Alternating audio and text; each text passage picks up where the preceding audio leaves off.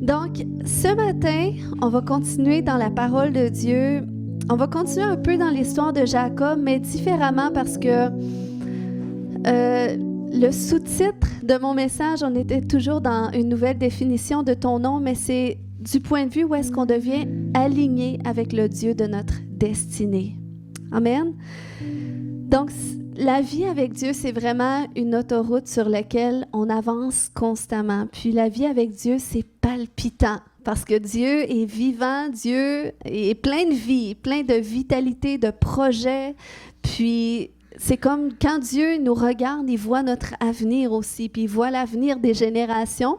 Puis c'est pour ça que nous, quand on s'engage avec lui, bien, c'est excitant aussi, quand on veut vivre la vie à laquelle il nous a appelés. Donc, le passage clé que j'avais partagé, c'était dans Ésaïe 62, au verset 2, dans la version second 21, qui dit « Alors les nations verront ta justice et tous les rois ta gloire. » Il parlait au peuple d'Israël, mais ça va pour nous aussi.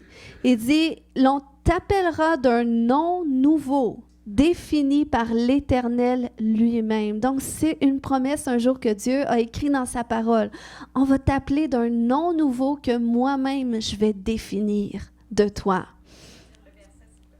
Ésaïe 62 au verset 2. Donc, c'est vraiment un message la semaine passée que j'ai partagé comme de quoi que Dieu veut nous donner une nouvelle définition de nous-mêmes. Et ça, il le fait à mesure qu'il nous libère aussi de tout ce qu'on porte dans notre vie qui a pu affecter négativement notre identité. Donc, le Seigneur, il vient pour amener une restauration. Il veut restaurer notre identité à sa façon que lui, il l'a créée. Parce que lui, quand il nous a créés, la Bible dit qu'il nous a tissés avant qu'on soit dans le ventre de notre mère. Il nous a tissés, puis il voyait tous les jours qui nous étaient destinés. Donc, Dieu avait déjà prévu la personnalité qu'on aurait, la vie à laquelle on serait appelé à vivre. Puis Dieu, il voit ces choses-là à l'avance. Mais on sait que des fois, à cause de notre parcours, à cause de peut-être de l'environnement dans lequel on vient dans ce monde, notre famille, la façon qu'on est éduqué, bien des fois, ces choses-là, ils viennent se briser à travers les années où est-ce que finalement, on porte toutes sortes de choses qui viennent s'attacher à notre identité, mais qui rentrent, qui viennent contre finalement le plan parfait de Dieu pour notre vie. Donc, c'est pour ça que le Seigneur, il veut venir ôter ces choses-là de nous. Il veut venir ôter tout ce qui a pu affecter notre identité pour venir nous restaurer. Et ça implique un peu comme Jacob, où est-ce qu'à un moment donné, eh bien, même s'il avait reçu l'héritage qui était promis à Abraham, à Isaac, et c'est lui qui l'a reçu d'une façon qui a dû tromper son frère, eh bien, à un moment donné, Dieu l'a retourné, lui a demandé de retourner à son passé, à la maison de ses pères et tout ça. Et là, Jacob allait être confronté à son frère qui avait trompé, mais il allait aussi être confronté à lui-même parce que c'est entre autres dans Genèse 32 qu'on voit que là, il a vécu cette lutte-là avec un individu qui était l'ange de l'Éternel, qui l'a confronté à lui et qui l'a comme libéré de qu'est-ce qu'il portait parce que c'est là qu'il lui a donné un nom nouveau. Donc, à travers tout ça, où est-ce que je vais en venir ce matin? Premièrement, je voulais partager sur le fait que lorsqu'on lit cette histoire-là de Jacob, qu'est-ce qui est intéressant, c'est que à partir du moment qu'il a hérité de la bénédiction de son père, eh bien là, il a dû s'en aller chez son oncle Laban parce que là, son frère était frustré contre lui vu qu'il avait pris sa bénédiction, il l'avait comme volé. Donc là, sur le chemin, dans Genèse 28, on voit qu'il vit une expérience extraordinaire avec Dieu où est-ce que il se couche le soir et là, durant la nuit, il y a cette vision où est-ce qu'il y a une porte qui s'ouvre, la porte du ciel, et là, il y a un escalier qui descend et là, il voit les anges de Dieu monter et descendre. Puis, c'était vraiment une expérience extraordinaire où est-ce que Dieu lui a dit, dans le fond, toutes les promesses qui associerait à sa vie, toutes les promesses associées à sa destinée qu'il avait déjà promis à Abraham et à Isaac. Donc, c'était simplement pour lui dire, écoute, qu'est-ce que j'ai fait sur leur vie, je vais le faire sur ta vie aussi. Puis, Dieu, dans le fond, quand il s'est révélé à lui dans Genèse 28, 13, eh bien, il s'est révélé comme le Dieu d'Abraham et le Dieu d'Isaac. Ça dit, voici l'Éternel se tenait au-dessus d'elle en parlant de l'échelle, et il dit, je suis l'Éternel, le Dieu d'Abraham, ton père, et le Dieu d'Isaac. Donc, c'est intéressant le fait qu'il se révèle pas comme son Dieu personnel à lui, mais le Dieu de ses pères. Puis, cette expérience-là a amené Jacob à avoir une conscience de Dieu dans son parcours. Puis, juste ce moment-là, quand il a vécu cette expérience-là, il a fait une promesse à Dieu. Parce qu'imagine, tu vis toute cette expérience extraordinaire où est-ce que Dieu se montre à toi d'une façon glorieuse et il te parle en plus. Il vient révéler des choses associées à ta destinée. Donc là, dans Genèse 28, 20, là, ça nous dit qu'après cette expérience-là, Jacob fit un vœu en disant, « Si Dieu est avec moi et me garde pendant ce voyage que je fais, s'il me donne du pain à manger et des habits pour me vêtir, et si je retourne en paix à la maison de mon Père, alors l'Éternel sera mon Dieu.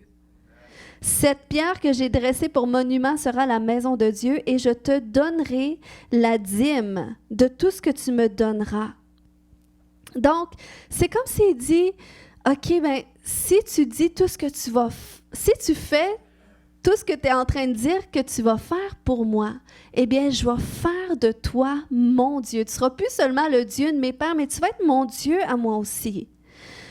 Puis là, après cette histoire-là, on voit qu'il traverse tout ce parcours, il va chez Laban, et là, c'est là qu'il rentre sur le marché du travail, il va fonder sa famille, tout ça, jusqu'à temps que Dieu lui dise de retourner. Mais entre-temps, quand vous lisez l'histoire de la Genèse, puis je vous invite d'aller le lire sur semaine, en fait, on voit que Jacob a continué de vivre des expériences avec Dieu. Où est-ce qu'il s'est révélé à lui des fois pour lui montrer comment faire les choses, même par rapport à son travail.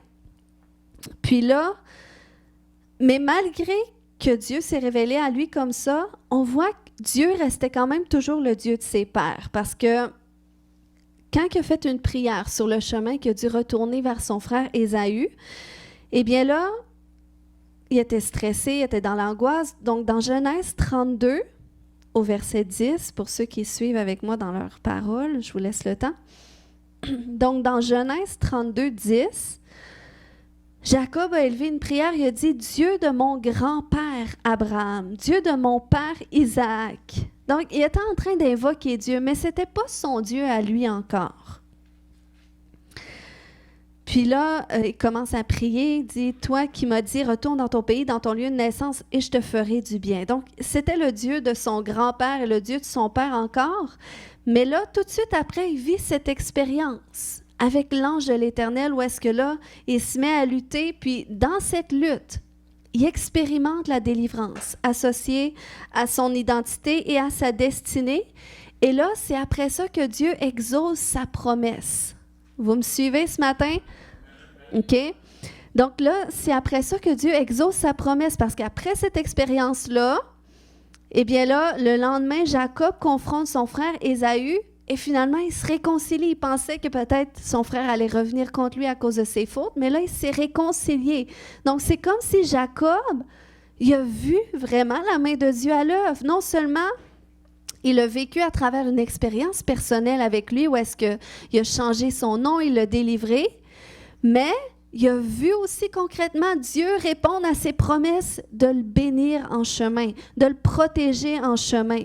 Donc, c'est là que Jacob a pris la décision de s'engager concrètement avec lui. Dans Genèse 33, 20, tout de suite après ça, il s'est réconcilié avec son frère, il a pris son côté, son frère a pris le sien, et là, ça nous dit qu'il érigea un autel qu'il appela El Eloé Israël, qui veut dire Dieu est le Dieu d'Israël.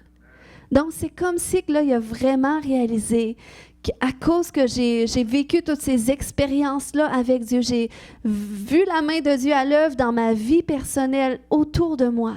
Je peux maintenant attester qu'il n'est plus seulement le Dieu de mon père ou de mon grand-père, mais c'est mon Dieu. Et ce n'est pas seulement le Dieu aussi de mon ancienne nature associé à mes pères ou associé à mon parcours, mais c'est le Dieu de ma nouvelle identité. Amen. Et ça, c'est vraiment important. Parce que chaque enfant de Dieu doit venir à cet endroit où est-ce que Dieu n'est pas seulement le Dieu de ton grand-père, de ta mère ou de ton frère ou de celui qui témoigne de Dieu. Mais tu dois venir à cet endroit où est-ce que Dieu devient ton Dieu à toi personnel. Amen. Moi, je me souviens personnellement quand j'ai fait ma prière de repentance. Le 4 septembre 2012, j'ai fait une prière, j'ai vécu une expérience merveilleuse avec Jésus et on me dit, écoute, si tu veux vraiment vivre le max de qu'est-ce que tu peux vivre avec lui, fais une prière qui va dire que tu donnes ta vie, tu te repens pour tes péchés, tout ça. J'ai fait cette prière-là, mais Dieu n'était pas vraiment mon Dieu encore parce que je ne le connaissais pas. Donc, je n'avais pas vraiment vécu des expériences assez personnelles avec lui pour en venir à ce point que je peux vraiment lui confier toute ma vie, je peux vraiment le définir comme mon Dieu parce que je sais qu'il existe, parce que je sais qu'il est là. Donc, ça l'a pris un certain temps, ça l'a pris d'autres expériences grandissantes, jour en jour, semaine en semaine, mois en mois, pour m'amener à cet endroit où est-ce que je réalise que, wow, le Dieu qu'on m'a témoigné, eh bien, c'est mon Dieu à moi aussi parce que je l'ai vu à l'œuvre, je le vois à l'œuvre. Dans mon cœur, il fait des changements extraordinaires. À l'extérieur de moi, je vois qu'il fait des changements. Donc, je vois que je peux lui faire confiance. Je vois que je peux vraiment marcher avec lui et avoir cette assurance-là qui est avec moi. Donc, le Seigneur, il veut nous amener à cet endroit-là. Que quand tu vas prier, ça ne sera pas seulement le Dieu de tes parents que tu pries, parce que tu as grandi dans un foyer chrétien peut-être, ou dans un foyer où est-ce qu'on parlait de lui, mais ça va être ton Dieu à toi, avec qui tu as une relation personnelle. Donc, c'est ce que le Seigneur veut. Puis, lorsque le Seigneur se révèle comme ça à toi, d'une façon personnelle et qui est grandissante, parce que des gens qui ont vécu des expériences avec Dieu il y a 30 ans, puis aujourd'hui, ils vivent encore sur les expériences qu'ils ont vécues il y a 30 ans. C'est bien d'être reconnaissant pour ce que Dieu a fait il y a 30 ans. Mais Dieu veut constamment renouveler des expériences nouvelles avec toi. Amen, parce qu'on vit toutes sortes de choses dans notre quotidien. Donc, on a besoin que Dieu il se manifeste dans notre actualité. Amen. Donc, quand tu vis des expériences comme ça avec Dieu, ça te donne le goût de t'engager avec lui d'une façon qui est volontaire, d'une façon qui est personnelle, comme Jacob. Comme Jacob, après avoir entendu Dieu lui exprimer tout ce qu'il ferait pour lui et qui a vu Dieu le faire, eh bien, quelle a été sa réponse à Jacob? Si on retourne rapidement, parce que là, on ne l'a pas sur l'écran, mais il a fait un vœu à Dieu dans Genèse 28. OK?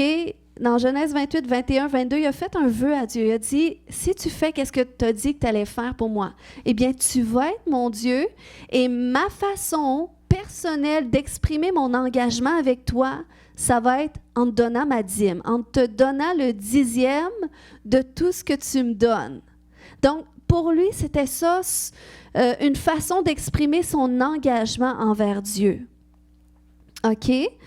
Puis, il y a une différence là-dedans. C'est pas Dieu qui dit, ou plutôt il y a une nuance, dans le sens que c'est pas Dieu qui lui promet tout ce qu'il va faire pour lui, puis il va dire, je te promets tout ça, mais voici, tu dois me donner ta dîme. Dieu lui a pas dit ça, mais Dieu a simplement dit tout ce qu'il ferait pour lui parce que Dieu est fidèle à ses alliances. Il nous promet des choses sans rien attendre en retour. Mais du point de vue de Jacob, Pour lui, c'était une façon de dire, écoute, dans le fond, je vais faire de toi mon Dieu, mais je vais faire des choses aussi qui vont démontrer que tu es mon Dieu. Je vais faire des choses qui vont exprimer que tu es mon Dieu. Et ça, c'est quelque chose d'important. Cette attitude de vouloir exprimer notre engagement envers Dieu par des actes sacrificiels. Ça démontre justement que c'est un fruit d'une nouvelle définition de soi, des actes sacrificiels qui viennent de notre propre volonté. Ou est-ce que c'est personne qui te dit, ben là, Dieu va être ton Dieu, voilà, tu devras faire ceci, cela. Non, ça vient de ton cœur à toi. Tu dis, ben moi, c'est mon Dieu et voilà qu'est-ce que je veux faire pour exprimer que c'est mon Dieu, pour exprimer que je marche avec lui. Donc ça, c'est des choses qui sont normales pour tous les enfants de Dieu, qui choisissent de s'engager avec Dieu. Cet engagement devrait s'exprimer par des actions que tu poses.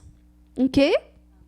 Parce que, puis ça, c'est associé à une nouvelle définition de soi. Parce que qui tu es, ça l'affecte. Qu'est-ce que tu fais? OK? Donc, une nouvelle définition de soi restaurée par le Seigneur entraîne une nouvelle définition de nos aspirations et de nos actions qui tendent à s'aligner avec le cœur de Dieu. OK? Une nouvelle définition de soi restaurée par le Seigneur entraîne une nouvelle définition de nos aspirations et de nos actions. Je vais m'arrêter là une seconde, simplement pour prier, parce que je sens que le Seigneur veut vraiment qu'on soit attentif à sa parole ce matin. Seigneur, c'est ta parole qui a enseigné, c'est toi, Saint-Esprit, qui nous révèle qu'est-ce qu'on doit en retirer, qu'est-ce qu'on doit en comprendre.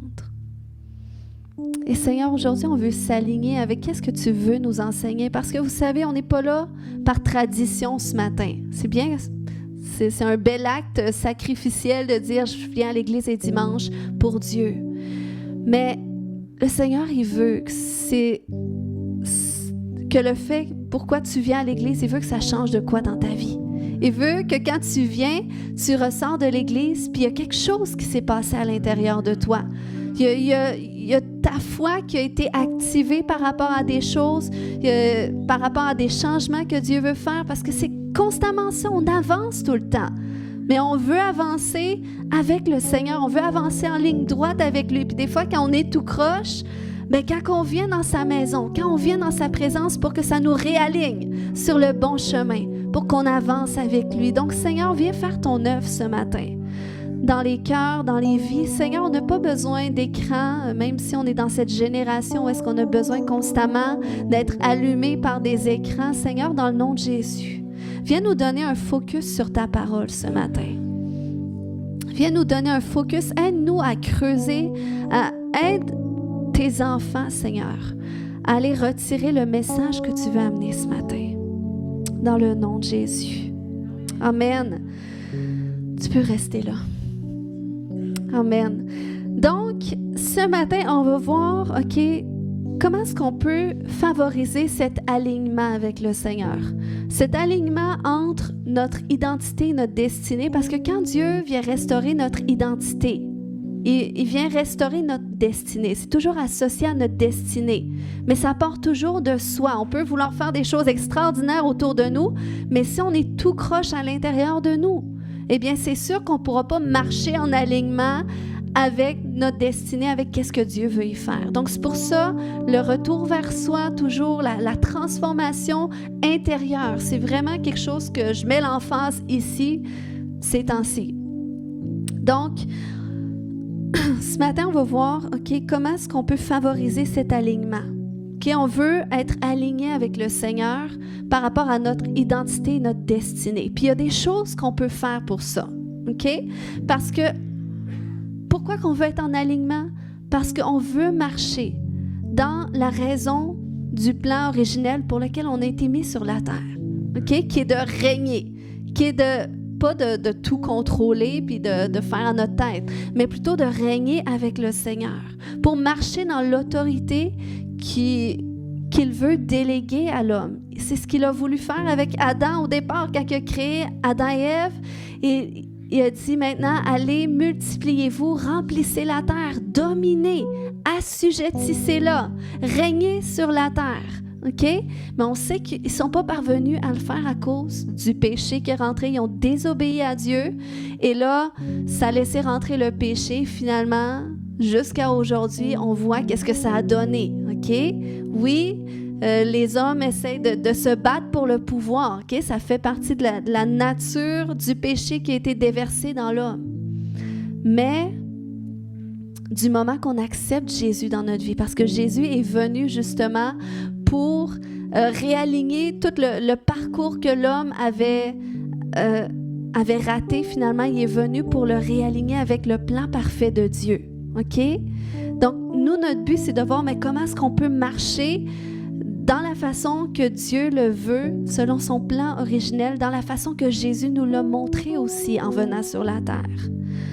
Donc, lorsqu'on marche dans un alignement parfait, c'est là que notre autorité en tant qu'être humain en Jésus, elle est restaurée. OK? L'autorité, c'est quoi dans la parole de Dieu? C'est le mot exousias dans le grec, qui est la capacité ou la force dont chacun dispose, qu'il possède ou qu'il exerce.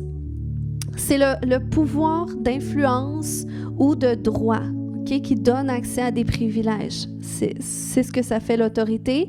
Ou on parle d'un point de vue gouvernemental, dans le sens que quand d'un point de vue gouvernemental, tu détiens une autorité. OK? Puis c'est généralement traduit par pouvoir, par puissance, par gouvernement, par juridiction, autorisation, liberté, droit. OK? Puis ça, le Seigneur Jésus est venu pour restaurer notre autorité en tant qu'individu. Tu veux marcher dans ton autorité. Peux-tu dire à ton voisin que tu veux marcher dans ton autorité? OK? Parce que si tu ne marches pas dans ton autorité, tu vas être une victime de l'ennemi. OK? C'est pour ça que Jésus est venu restaurer des choses comme ça. Puis, marcher dans l'autorité qui nous revient en tant qu'enfant de Dieu, c'est de marcher dans la justice de Dieu, qui revient qu'à marcher dans son règne. Ça dit dans Psaume 89, 14 que la justice et l'équité sont la base de son trône. Donc, là où est-ce que le Seigneur règne? Eh bien, la justice et l'équité règnent aussi.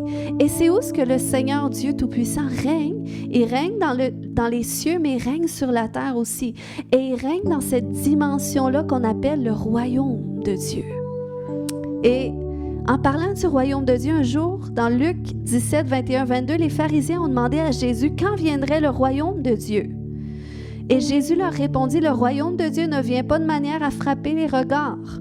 On ne dira point, il est ici ou il est là, car voici, le royaume est au milieu de vous. Amen. Et Jésus l'a démontré comment?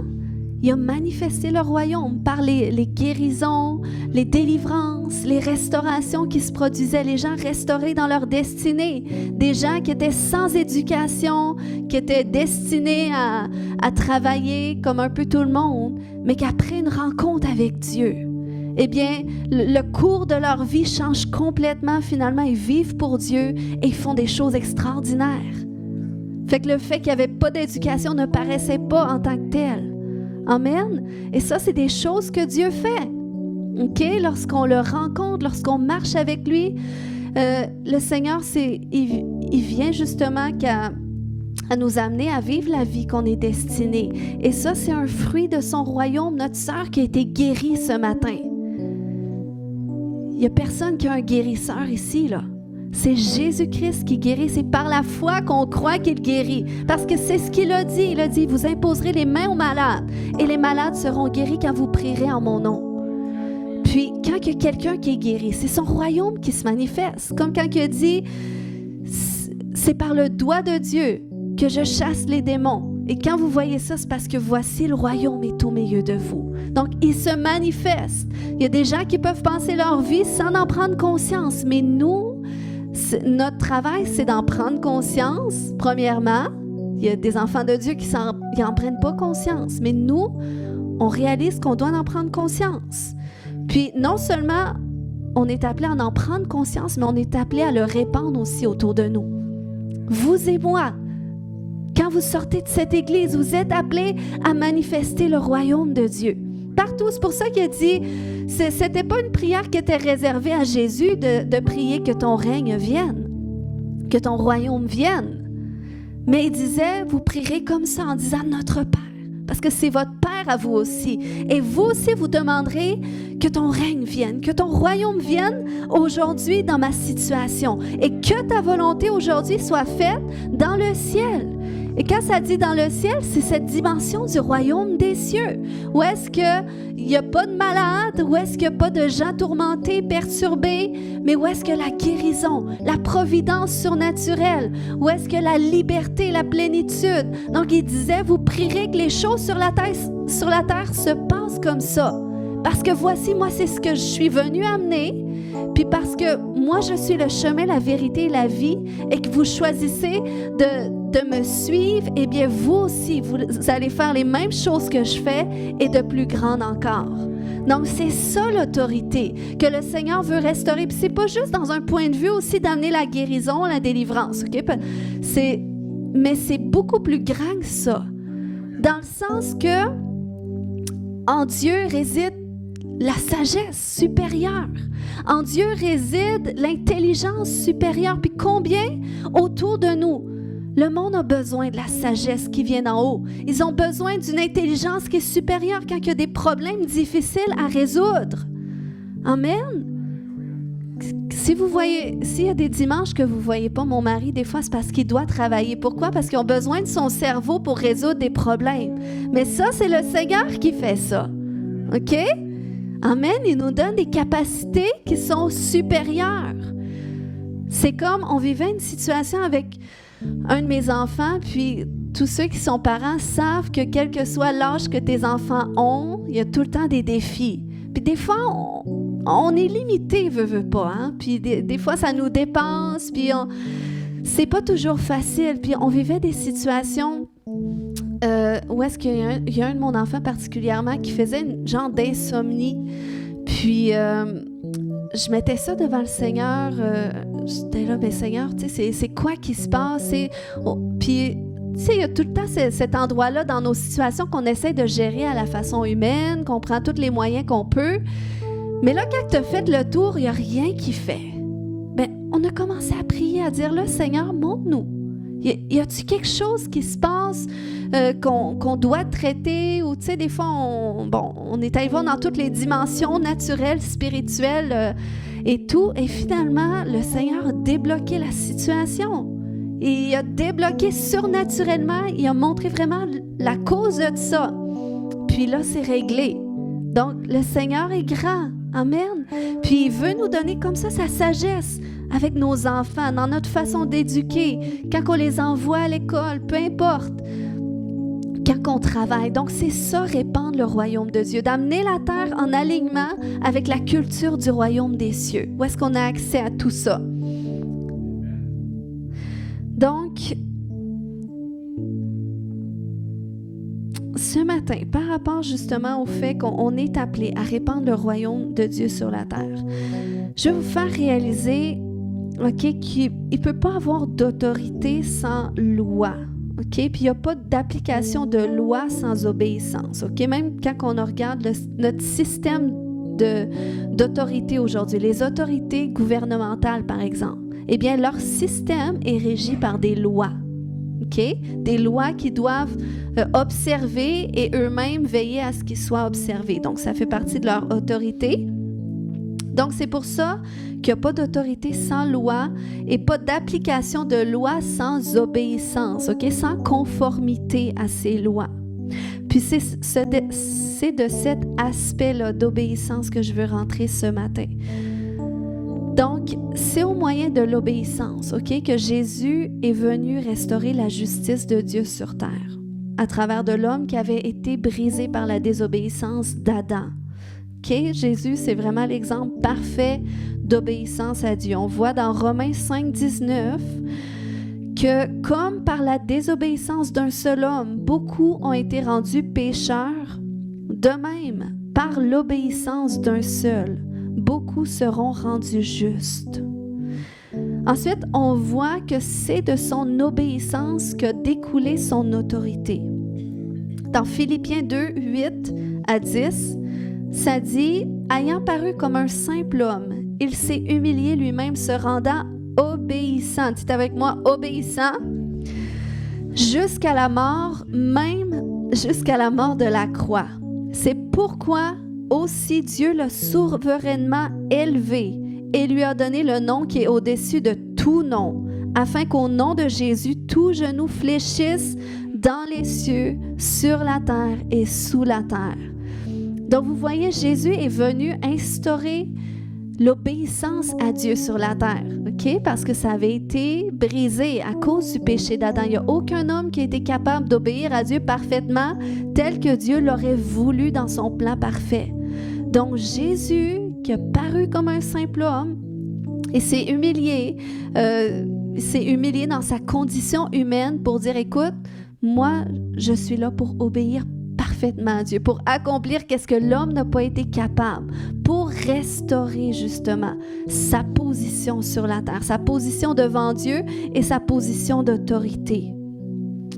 Puis l'obéissance, c'est quoi dans le grec? Quand on parle d'obéissance, on parle de soumission. On parle soit de l'obéissance qui est apportée à des conseils ou qui est montrée par l'observation des commandements du christianisme, par exemple. Donc, c'est vraiment l'action ou l'habitude d'obéir, de faire qu'est-ce qui est commandé. Maintenant, on va voir c'est quoi les principes d'obéissance selon la Nouvelle Alliance. Parce que il faut savoir que si l'obéissance de Christ lui a permis d'avoir l'autorité suprême sur toute la création, OK, écoutez-moi ce matin, à combien plus forte raison le fait de marcher dans le modèle d'obéissance de Christ nous permettra de vivre en alignement avec Dieu pour répandre son royaume, OK, et marcher dans son autorité déléguée. Parce que c'est ça, nous, on n'a pas d'autorité sans Jésus. Sans Jésus, on est soit sous le pouvoir de l'ennemi ou soit qu'on est avec le Seigneur, OK?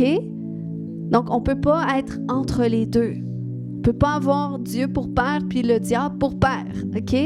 Mais quand tu acceptes Jésus dans ta vie, tu es éligible justement à être restauré dans cette position d'autorité en Jésus.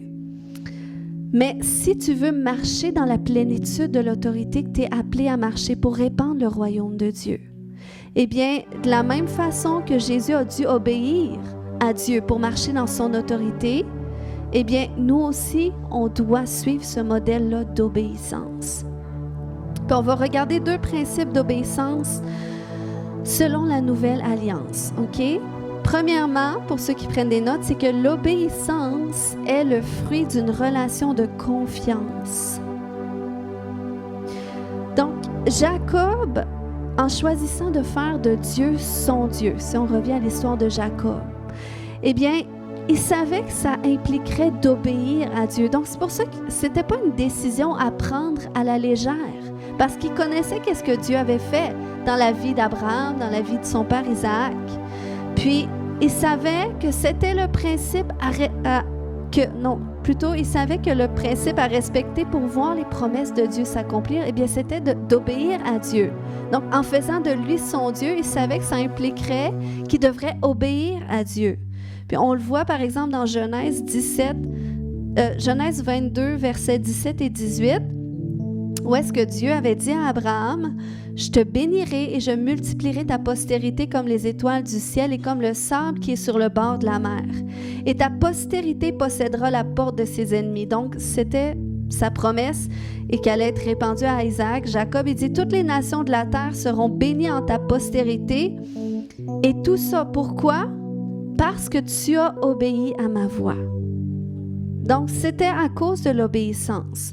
OK? Mais ça a pris que Jacob voit concrètement la main de Dieu sur sa vie pour qu'il réalise que, OK, je peux vraiment faire de Dieu mon Dieu, je peux vraiment lui faire confiance.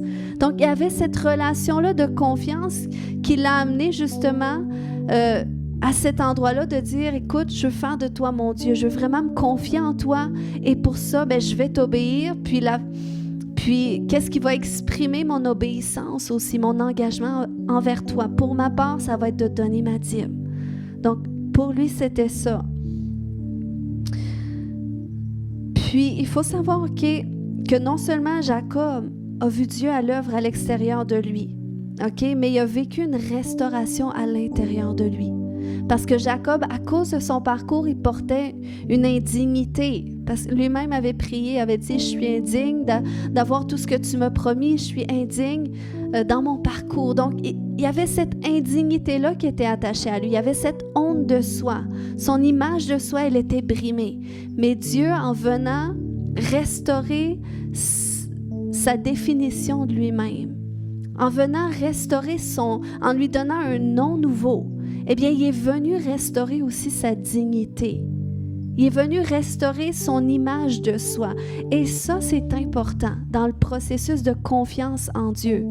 Parce que je rencontre des gens, des fois, ça fait 10 ans, 20 ans, 30 ans, qui suivent le Seigneur. Mais il y en a des fois qui me disent, écoute, je ne suis pas capable de m'approcher de Dieu. Je sens comme s'il y avait toujours un blocage, puis j'ai du mal. Mais il faut que tu saches que des fois, quand tu as du mal à regarder Dieu en face, c'est parce que tu as de la misère à te regarder en face.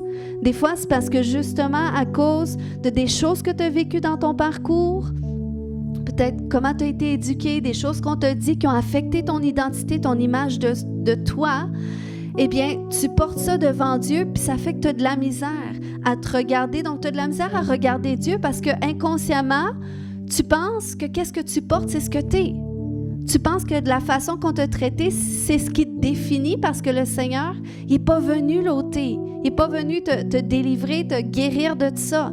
Donc, c'est pour ça que c'est un processus important.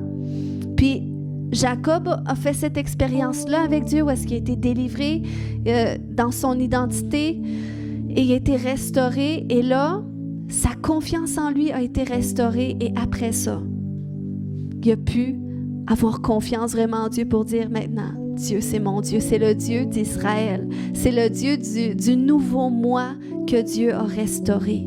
Donc, il y a vraiment une corrélation entre notre confiance en nous-mêmes et notre confiance en Dieu. Donc, c'est pour ça qu'il faut accepter de passer par ces processus de guérison. Amen.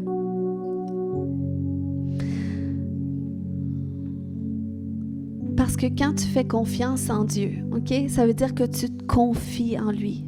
Puis si tu te confies en lui, c'est que tu vas chercher à faire sa volonté. Puis si je te demandais ce matin, à quoi ressemblerait ta vie si à tous les jours tu te lèverais le matin, puis Seigneur, qu'est-ce que tu veux aujourd'hui? Quelles sont tes attentes envers moi aujourd'hui? Si on développe comme cette conscience de Dieu, à tous les jours de chercher à faire qu'est-ce qu'il veut. Seigneur, je suis devant cette situation. Qu'est-ce que tu m'appelles à faire? Comment est-ce que tu m'appelles à réagir? J'ai cette opportunité-là qui s'ouvre devant moi. Quel est ton plan? Puis c'est ça de vivre avec une confiance en Dieu qui nous appelle à obéir à Dieu. Parce que tu découvres que les plans de Dieu sont meilleurs que les tiens souvent parce que quand tu fais qu'est-ce qu'il te demande, eh bien ça fonctionne, ça porte du fruit. Après ça, tu es content. Amen. Ensuite, un deuxième point, c'est que l'obéissance est le fruit de l'amour. Donc, il faut savoir que si Christ vivait dans une parfaite obéissance à Dieu, c'est pas parce que Dieu le contrôlait, Parce qu'on sait que Jésus est venu dans ce monde, puis il est venu à travers le Saint-Esprit, dans le ventre de Marie. Puis oui, Dieu, il était, à cause de ça, il était à 100% Dieu. Il était à 100% rempli du Saint-Esprit. Mais il était quand même à 100% homme. Il vivait quand même dans un corps humain, puis il devait confronter qu'est-ce que les hommes aussi doivent confronter dans leur corps en tant qu'humain. Mais même s'il était Dieu et à la fois homme, eh bien, il a appris à vivre sa vie en amenant son humanité alignée avec sa divinité. Mais ça a été un choix. Donc, c'est pour ça que la Bible nous dit qu'il a obéi. Donc, ça a été un choix parce que même la Bible nous dit que ça n'a pas été sans difficulté pour Jésus. On voit dans Hébreux 4,15 qu'il a été tenté en toutes choses. Donc, c'est pour ça qu'il peut compatir à nos faiblesses humaines. Donc, Jésus a été tenté en toutes choses dans son humanité. Mais malgré ses tentations, il n'a pas péché, la Bible nous dit. Pourquoi? Parce qu'il a choisi de vivre en alignement avec Dieu. Et dans cet alignement, il était capable de saisir qu'est-ce que Dieu voulait parfaitement qu'il fasse. Puis, il était capable de s'y conformer parce que l'Esprit de Dieu en lui donnait la capacité. Mais il nous a montré que c'était quand même possible malgré cette tension qu'on vit dans notre humanité. Cette tension entre la chair et l'esprit. Mais Jésus nous a montré que c'était possible. Puis, quand Jésus dit, par exemple, qu'il ne faisait que qu'est-ce qu'il voyait le Père faire, on se souvient de ce passage-là? Eh bien, c'était pas parce que Dieu lui commandait comme si c'était un robot, comme s'il y avait une manette, et Jésus faisait, il voyait, puis il faisait. Non, Jésus faisait les choses de son propre gré, mais parce qu'il vivait dans cet alignement avec Dieu. Dans cet alignement parfait, parce qu'il savait d'où il venait, il savait qui il était, il connaissait son mandat. Et c'est ça, c'est pour ça que je vous prêche ça ce matin. Une nouvelle définition de ton nom. C'est pour que tu saisisses pleinement qui tu es en tant qu'enfant de Dieu. Et quand tu saisis qui tu es, tu peux saisir ce à quoi tu es appelé. Tu peux saisir ton mandat que Dieu t'a donné sur la terre et c'est là que tu peux commencer à vivre en alignement. Mais pour vivre en alignement, ça prend de comprendre c'est quoi l'obéissance, parce que c'est ce que Jésus a démontré à travers son parcours sur la terre. OK? Puis, si Jésus était capable de savoir qu'est-ce que Dieu faisait à tout instant, qu'est-ce que Dieu disait dans chaque circonstance, eh bien, c'est parce qu'il était pleinement aligné avec lui et lui choisissait de faire sa volonté. OK? Puis, s'il avait cette capacité d'obéir comme ça, c'est vraiment parce que sa vie était le produit de l'amour du Père. OK? Il savait d'où est-ce qu'il venait. Et il savait qu'il était le résultat de l'amour du Père. Donc, il baignait dans l'amour du Père. Lui-même avait dit, dans Jean 17, 24, « Père », il priait à Dieu, il dit, « Père, je veux que là où je suis, ceux que tu m'as donnés soient aussi avec moi, afin qu'ils voient ma gloire, la gloire que tu m'as donnée, parce que tu m'as aimé avant la fondation du monde. » Donc, c'est important ici parce qu'on veut vivre la gloire de Dieu. Qui veut vivre la gloire de Dieu? On veut voir puis on veut vivre la gloire de Dieu. Mais ici, on voit que la gloire de Dieu, c'est à la base, OK, un résultat de la révélation, de la profondeur de l'amour du Père envers soi. Donc, c'est pour ça qu'il dit, OK, je veux que là où je suis, ceux que tu m'as donnés soient aussi avec moi, afin qu'ils voient ma gloire. Jésus est où? Il est dans les lieux célestes, OK? Il dit, je veux qu'il soit aussi dans les lieux célestes en moi, pour qu'il voit ma gloire. La gloire que tu m'as donnée, la gloire que j'ai héritée de toi, mon Dieu, parce que tu m'as aimé. Parce que tu m'as aimé, OK? Quand tu comprends la profondeur, ça c'est Jean 17, 24. Quand tu comprends la profondeur de l'amour que Dieu éprouve pour toi, ça te permet de saisir qu'est-ce qu'il veut de toi aussi. Puis ça te donne envie de lui obéir, OK? Quand je parle d'obéissance dans la nouvelle alliance, obéissance à Dieu, c'est une obéissance qui vient de notre cœur, qui vient de notre propre gré, qui vient d'un endroit d'amour, que parce que tu vis l'amour de Dieu, eh bien, par cet amour, tu es capable d'aimer Dieu tellement aussi que tu as envie de faire tout ce qu'il te demande. Amen. Et c'est la vie qu'on est appelé à vivre. Jésus a dit dans Jean 14, 21, « Celui qui a mes commandements et qui les garde », une autre version va dire « obéir ». c'est celui qui m'aime. Et celui qui m'aime sera aimé de mon Père. Je l'aimerai et je me ferai connaître à lui. Quand Dieu se fait connaître à toi, il te fait connaître ses intentions. Et parce que tu sais qu'il t'aime, tu sais que c'est toujours la meilleure chose pour toi qu'il va te demander. Même si, des fois, c'est pas toujours aligné avec ce qu'on voudrait. Ça nous tente pas toujours d'être gentil. Ça nous tente pas toujours de se réconcilier. Ça nous tente pas toujours de faire la bonne chose. Mais quand tu sens dans ton cœur que Dieu dit « va quand même dans cette direction-là », puis tu lui obéis de ta volonté, ça plaît à Dieu. Ça plaît à Dieu, puis il dit « je vais me faire connaître à toi. Je vais te faire connaître ma volonté. Je vais te faire connaître qui je suis réellement. Je vais te faire connaître qui toi tu es. Je vais te faire connaître ce à quoi je t'appelle. » Qui aime découvrir? Moi, j'aime tellement ça, découvrir ce à quoi Dieu m'appelle, parce qu'il me surprend toujours. C'est toujours au-delà de ce que moi, j'aurais pu concevoir. Mais quand ça vient de lui, wow, il n'y a que Dieu qui peut faire ça. Amen.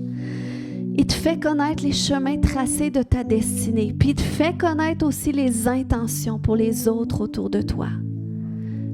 Parce que combien le monde autour de nous, si la Bible nous dit que le monde attend après la révélation des fils et des filles de Dieu, OK? C'est parce que le monde, il soupire aussi après leur propre liberté, après leur propre guérison qu'ils ont besoin. Les gens ont besoin de vivre aussi une restauration de leur identité, de leur destinée. Donc, nous sommes appelés à leur faire connaître qui ils sont. C'est pour ça qu'on doit aussi le vivre pour nous. Les gens autour de nous ont besoin de connaître ces choses-là et c'est au moyen de nous que le Seigneur veut le faire. Comme Jésus faisait lorsqu'il marchait sur la terre. Il faisait connaître les intentions de Dieu au monde autour d'eux. Il les guérissait, il les libérait, il les activait dans leur appel parce qu'il voyait ces choses-là que le Père lui montrait d'eux. Et le Père, il veut te montrer ces choses-là. Quand tu travailles avec quelqu'un, puis c'est comme, tu vois que c'est quelqu'un qui a peut-être de la misère dans la vie, mais ou peut-être c'est quelqu'un qui est peut-être critiqué, ou c'est quelqu'un qui vit des circonstances, mais tu le regardes, tu dis, cette personne-là est appelée à beaucoup plus. Mais ça prend quelqu'un comme toi qui lui dise, « Hey, tu as tellement de talent. Moi, je te vois faire telle chose. Moi, je te vois commencer tel projet. » Le Seigneur, il veut bénir les gens qui sont dans le monde aussi. Puis des fois, ça prend des événements comme ça pour amener les gens qu'un jour, ils vont rencontrer Jésus. C'est pas juste en prêchant toujours l'Évangile d'une façon traditionnelle, repentez-vous, puis acceptez Jésus. Des fois, il faut développer des relations avec les gens. Il faut apprendre à voir le potentiel que Dieu a mis en eux pour le faire ressortir, tirer dessus, dire « Hey, toi, tu es vraiment quelqu'un qui est bonne dans ces choses-là. Moi, je te verrais faire telle chose. » C'est comme ça que le Seigneur, il veut nous utiliser. Amen.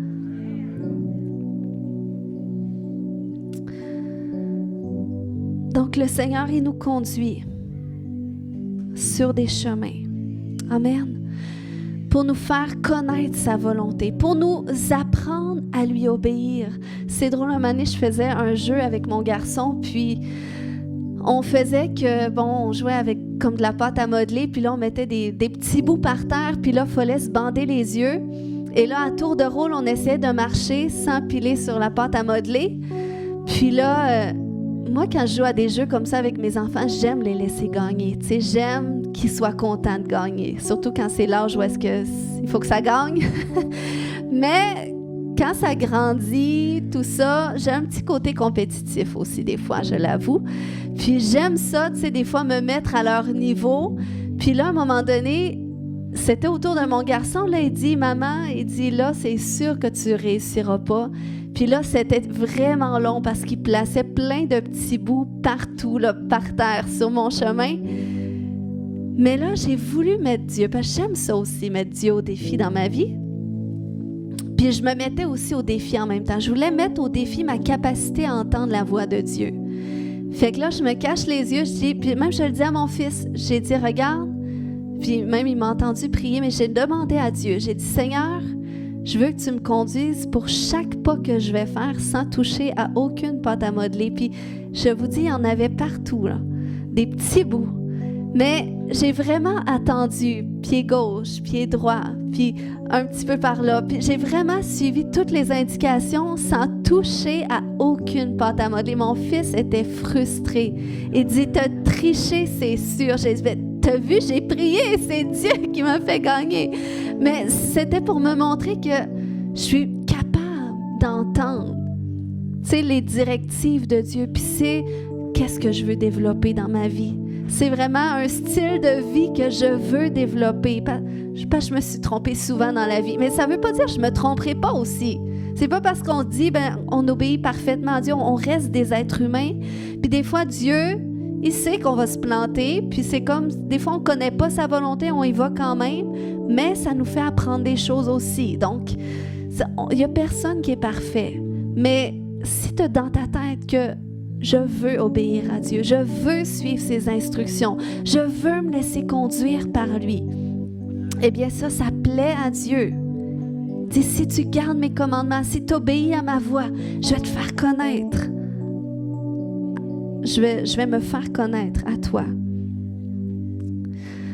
Il y a aussi ce passage-là de Jean 14, 23 qui dit, c'est Jésus, ça nous dit qu'il dit, si quelqu'un m'aime, il gardera ma parole.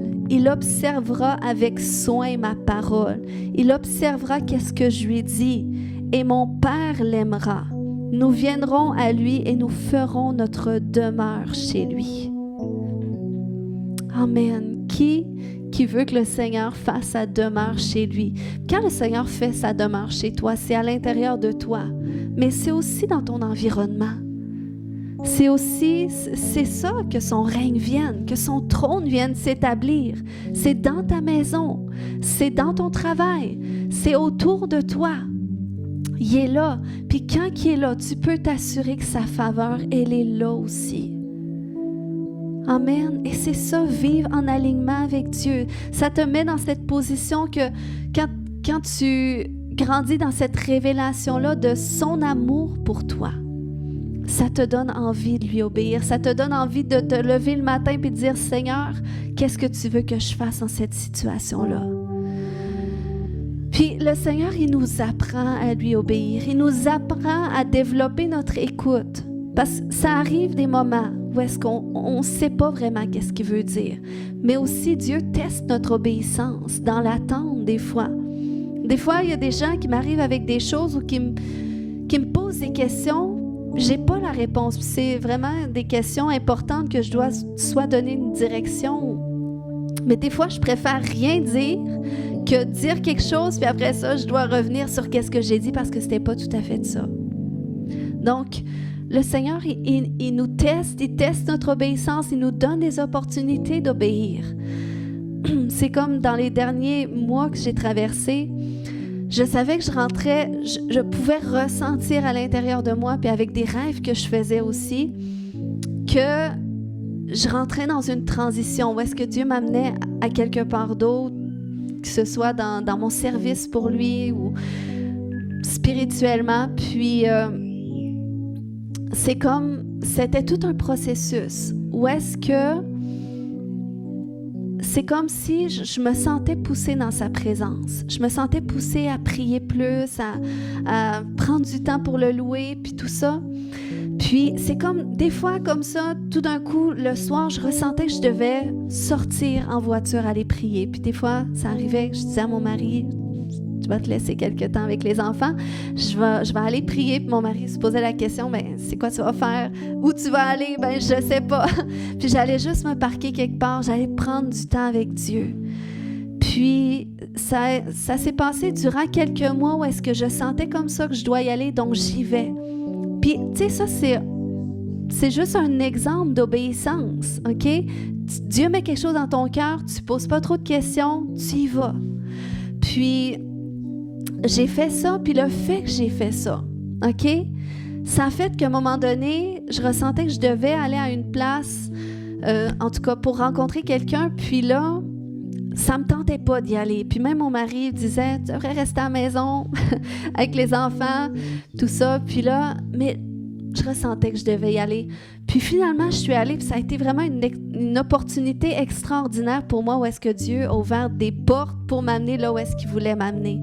Mais le Seigneur m'a montré que si j'avais pas été obéissante dans les petites choses, de faire ces petits pas-là, de prendre des temps dans sa présence quand il me demandait, j'aurais peut-être pas eu la sensibilité à ce moment-là de dire le Seigneur t'appelle à aller là, vas-y. Parce qu'on a tout le temps notre humanité, des fois, je suis fatiguée, ça me tente pas, je suis bien dans mes affaires ou je suis bien dans ma routine.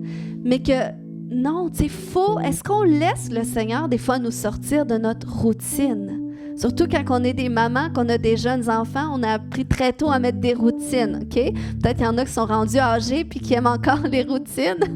Mais des fois, est-ce qu'on a cette ouverture-là d'être prêt à entendre Dieu que si à un moment donné, il dit « Je veux juste que tu sors de ton habitude, que tu ailles prendre du temps avec moi, que tu es à tel endroit, puis tu le fais. » Eh bien, c'est là que ça grandit aussi ta sensibilité à Dieu. Ta sensibilité à sa voix, à ses instructions. Puis c'est comme ça qu'il peut te bénir, que tu peux voir sa main à l'œuvre.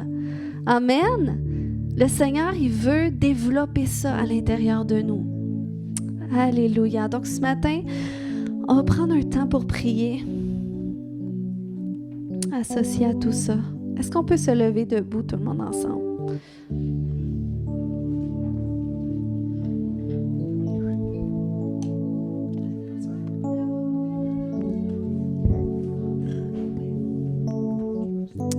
Koya shoto do maya, koyanto reke maya shoto.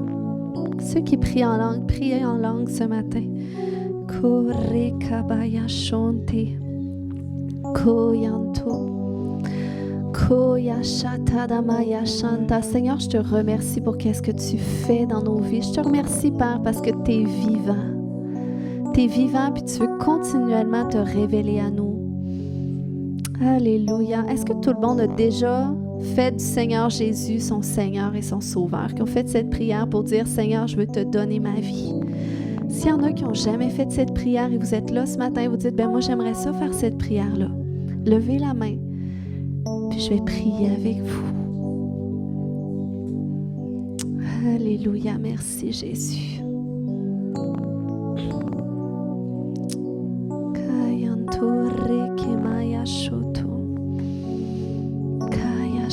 Seigneur, tu veux nous amener à cet endroit. Que notre identité et notre destinée est en parfait alignement avec toi, Seigneur Dieu. Tu veux nous amener à vivre la vie pour laquelle tu nous as créés, Seigneur Dieu. Et je crois qu'on est dans des temps où est-ce qu'il y a des choses que tu veux faire de façon accélérée. De façon accélérée avec tout ce qui se passe autour de nous, Seigneur Dieu. Donc, Père, on t'invite au centre de tout ce processus dans lequel on est avec toi, pour nous amener à vivre en parfait alignement avec toi, Seigneur Dieu. Par là où est-ce qu'on a besoin d'être restauré dans notre identité, dans qui nous sommes, je prie que tu viennes nous le montrer encore, Seigneur Dieu.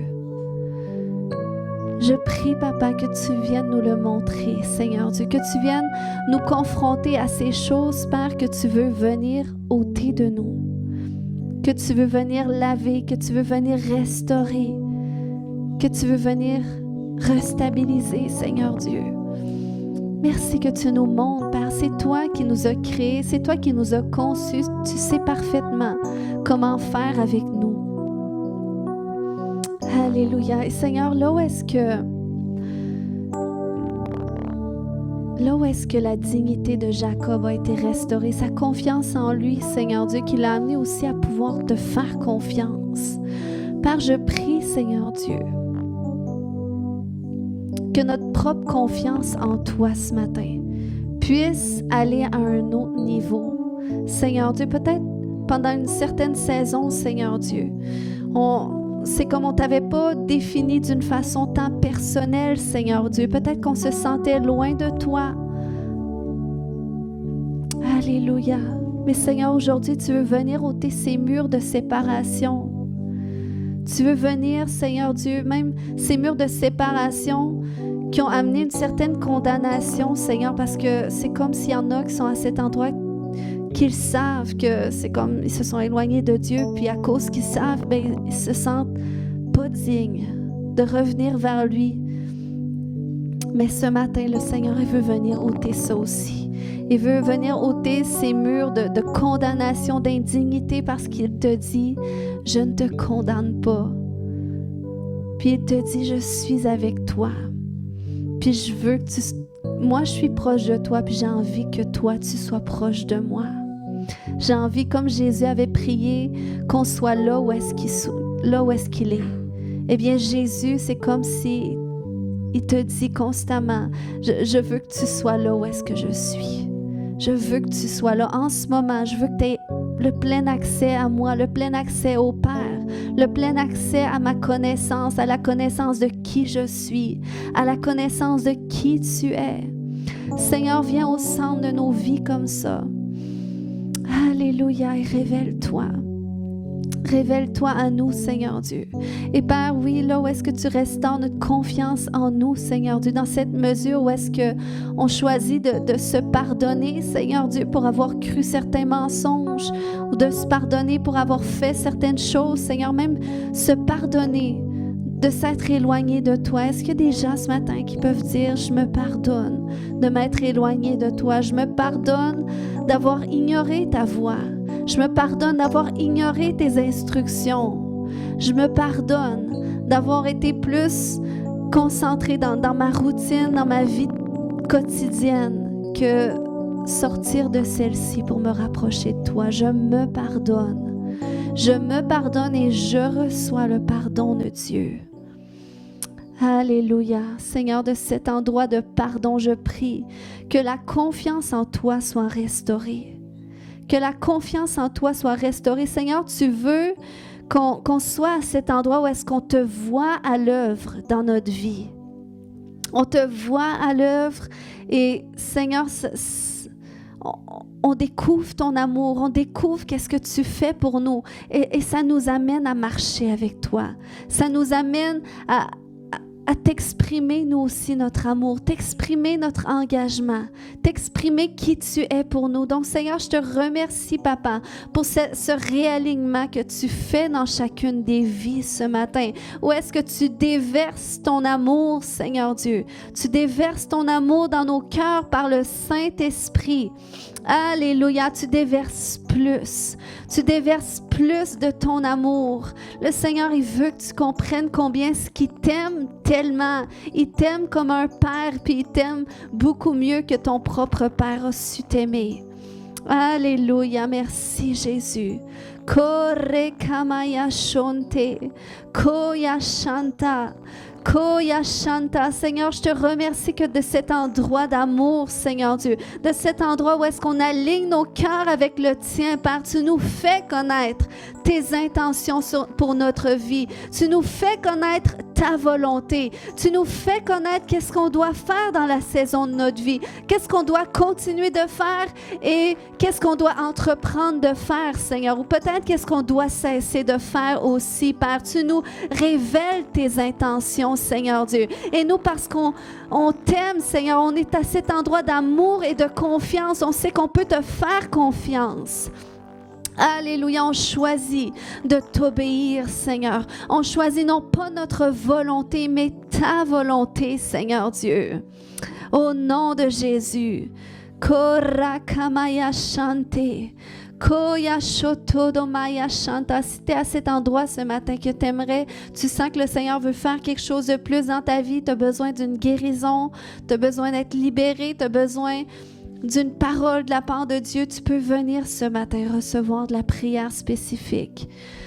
Korakamaya shonto, kaya shonte ketedeye. Koyanto yashanta. Seigneur, je te remercie. Puis si même tu n'as jamais été baptisé dans le Saint-Esprit, tu aimerais faire cette expérience de recevoir le Saint-Esprit et prier en d'autres langues. Amen, qu'il y a un cadeau que le Saint-Esprit donne. Viens ce matin recevoir de la prière. Koya shore kete, koya shonto do mama ya shante kete deye. Kora kabaya shonto. Vous pouvez venir tout le monde en même temps qui veut venir. Amen.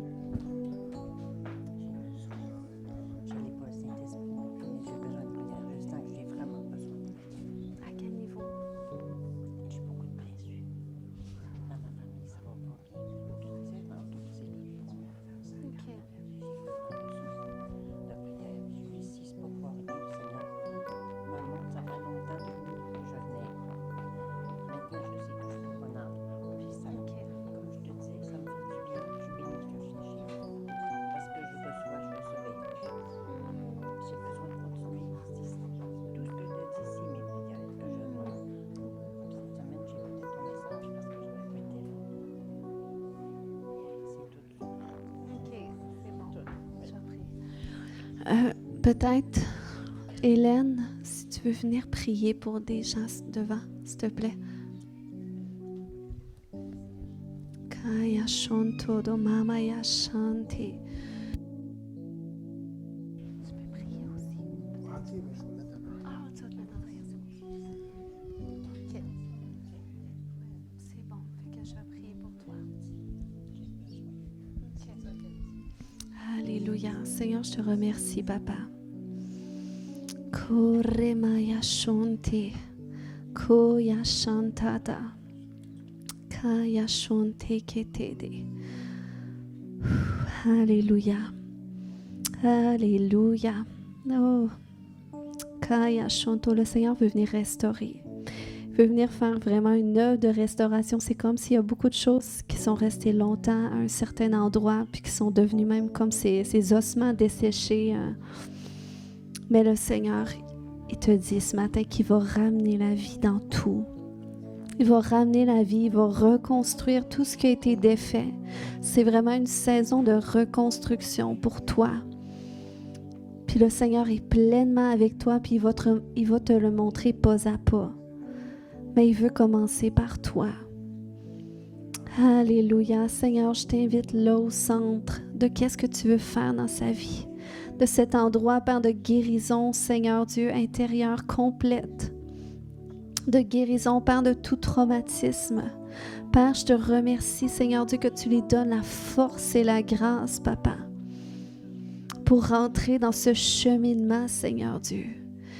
Et Père, je viens déverser ton amour, Seigneur Dieu, à l'intérieur d'elle. Déjà ce matin, ton amour, Seigneur Dieu, pour qu'elle puisse, dans un premier temps, Papa, se sentir pleinement aimée, se sentir pleinement acceptée, pleinement approuvée, Père, là où est-ce qu'elle a souffert, Seigneur Dieu, de ce manque d'amour, Père. J'appelle une restauration complète dans le nom de Jésus. Tu n'es plus rejeté, le Seigneur te dit, mais tu es pleinement accepté. Alléluia. Il t'amène à cet endroit qui va tout changer. Mais c'est pas à pas, c'est de prendre une chose à la fois et de dire ça, on traite ça. Dans le nom de Jésus, Seigneur, merci pour ce miracle de restauration que tu fais, Papa. Et Seigneur, merci que dans ce cheminement, Père, tu lui révèles qui elle est vraiment, comment toi tu la vois, comment tu l'aimes tellement. C'est comme si je vois que le Seigneur même, il va te montrer en rêve. Tu vas te voir faire des choses dans ton rêve où tu vas te voir être d'une certaine manière que tu sais que dans la réalité, tu n'es pas comme ça à cause de qu'est-ce que tu vis. Mais le Seigneur te montre, ben c'est vraiment ça que je vais faire avec toi parce que moi, c'est comme ça que je te vois. Donc, Seigneur, merci que tu restaures son image de soi. Puis tu lui montres, Seigneur, tu lui révèles qui elle est pour toi. Puis, Seigneur, tu vas ranimer. Tu vas ranimer les dons que tu as mis sur sa vie. Tu vas ranimer son potentiel divin. Tu vas ranimer l'espérance complète en elle et la foi. Seigneur, je libère la foi en elle. Déjà, la foi pour sa restauration et la restauration de tous les aspects de sa vie, Seigneur Dieu. La restauration de ses relations. La restauration, Seigneur Dieu, de sa maison. La restauration, Père, avec ses enfants, Seigneur, la restauration à tous les niveaux, dans le nom puissant de Jésus. J'appelle la vie de Dieu en abondance qui va se manifester, puis je libère le courage ce matin pour entreprendre qu'est-ce qui doit être entrepris. Dans le nom de Jésus, je relâche la grâce et la sagesse de Dieu pour remettre de l'ordre, Seigneur, dans tout ce qui doit être fait, Seigneur, dans le nom de Jésus. Amen. Amen. Je prie que tu reçoives le Saint-Esprit. Alléluia. Saint-Esprit, viens, descends ce matin, baptise-la.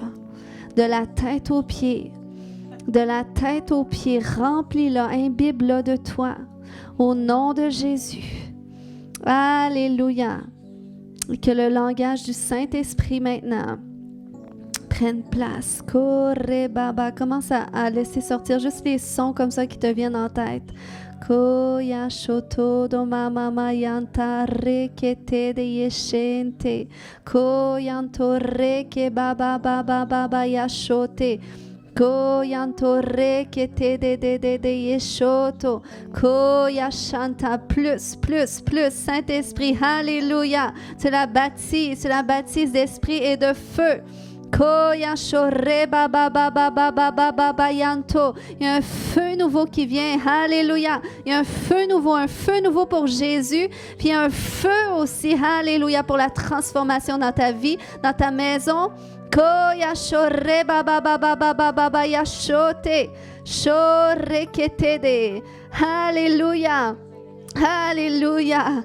Alléluia. Correct et Maya chanto. Continue, le Seigneur fait quelque chose présentement. Alléluia.